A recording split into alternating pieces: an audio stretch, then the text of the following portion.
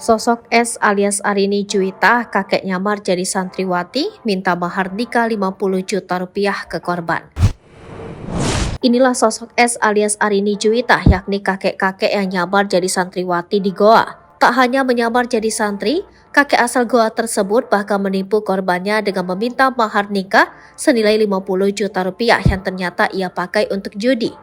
Sosok S merupakan kakek-kakek yang berasal dari Goa, Sulawesi Selatan. Ia menyamar menjadi wanita untuk mencari korban yang ia tipu. Saat itu, S menyamar dengan menggunakan nama Arini Juwita di akun Facebooknya. Dalam akun Facebook tersebut, disebutkan jika sosok S menyamar sebagai Arini Juwita merupakan seorang santriwati. Bahkan kakek berusia 50 tahun ini berhasil menipu seorang pria asal Kalimantan. Usai berkenalan, keduanya menjalin hubungan lewat pesan singkat di Facebook. Hingga akhirnya sang pria AW yang tak tahu dirinya tertipu berniat mengajak S alias Arini untuk menikah.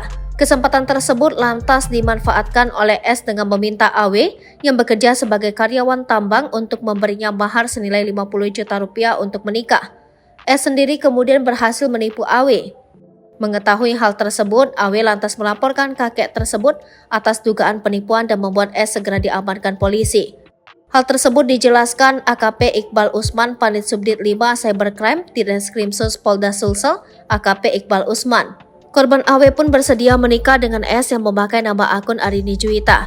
Bahkan pada pertengahan September 2023, AW pun terbang dari Kalimantan ke Makassar untuk meminang pujaan hatinya yang ia kenal di Facebook. Saat tiba di Makassar, AW pun diarahkan pelaku ke salah satu pesantren sesuai pengakuannya yang berstatus sebagai seorang santriwati. AW pun curiga karena ia telah mengirim uang 50 juta rupiah untuk biaya pernikahan dan mahar. Setelah menerima laporan, S pun segera diamankan oleh polisi.